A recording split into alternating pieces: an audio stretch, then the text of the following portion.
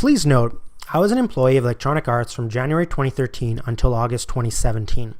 During my time there, I was not aware of any plans around the World Cup mode for FIFA 18, including any of its features and/or missions.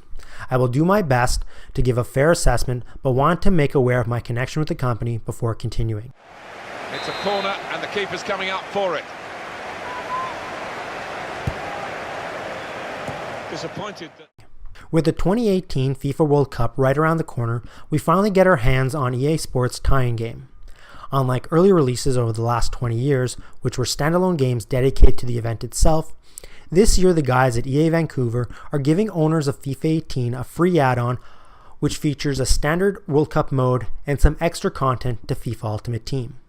Kudos for the free update. However, if you've been sour on FIFA 18, this really won't change your mind, and it also lacks the previous World Cup specific content we've seen in the past.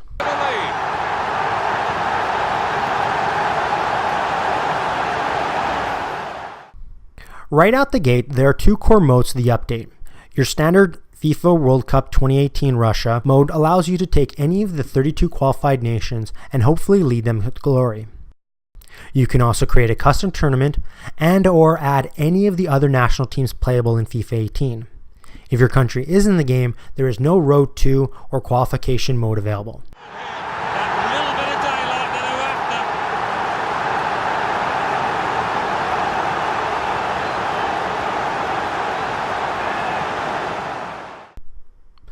The mode features all the stadiums and basic livery you would expect for the biggest sporting event of the year, but that doesn't mean there aren't some strange omissions.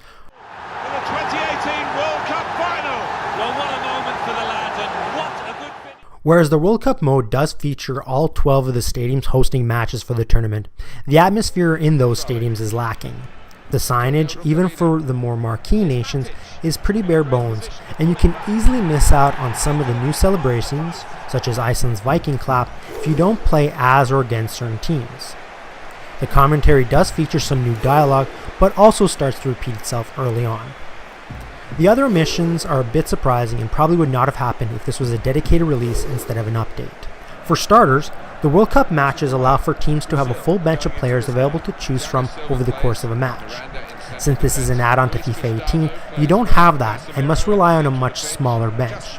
Yes, this is nitpicking, but it lacks authenticity. There are even some notable missing players to a few of the countries, especially those who already announced their 23-man roster. But that's not all. Back in March, FIFA, the organization, announced that not only would video assistance referee, or more commonly known as VAR, be featured at the World Cup this June, but that teams could use a fourth substitute for all knockout stage matches if those matches go into extra time. Neither of those options is available in the World Cup now. Chances are that both of these features is something we can expect in FIFA 19, but not having them in the game now again takes away from the true authenticity it is trying to convey. The other core mode, FIFA World Cup Ultimate Team, is a return of a similar mode that we got in FIFA 14 for that World Cup in Brazil. A quick recap, back in 2014, the PlayStation 3 and Xbox 360 got a standalone full-featured World Cup game.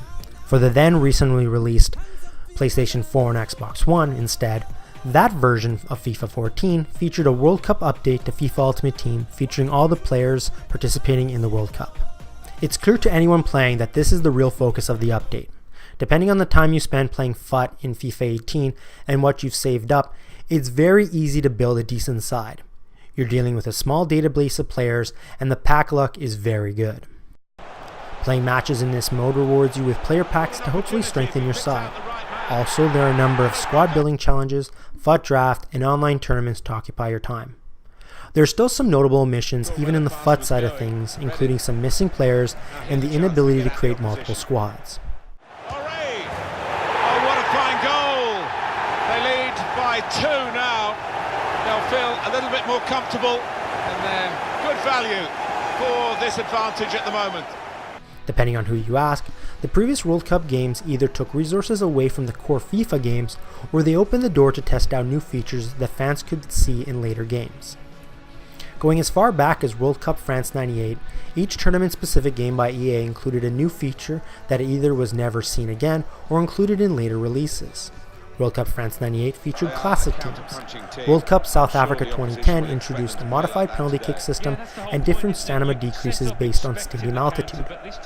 Even World Cup Brazil 2014 introduced EA Radio, which featured audio commentary between matches that reflected what was happening in your run to the World Cup. Even with the limited time appeal for those games, they cater to a wider audience. If you want to help your country qualify for the World Cup, you could either control the entire team or play the fun captain your country mode. Again, there is nothing close to that here. If you were sour on the gameplay for FIFA 18, this update changes nothing. This is clearly meant for FUT players, and unless EA deliver on daily content through the World Cup, then that enjoyment will quickly dissipate. For fans of the World Cup who enjoy the spectacle of the biggest sporting event of the year, you'll have fun for a few hours, then move on to something else. What a moment, Martin, for all these players out there. Are you happy with the free update, or would you rather we got a standalone game, even if it meant spending $20–30 for it? Let me know your thoughts in the comments, and thanks for watching.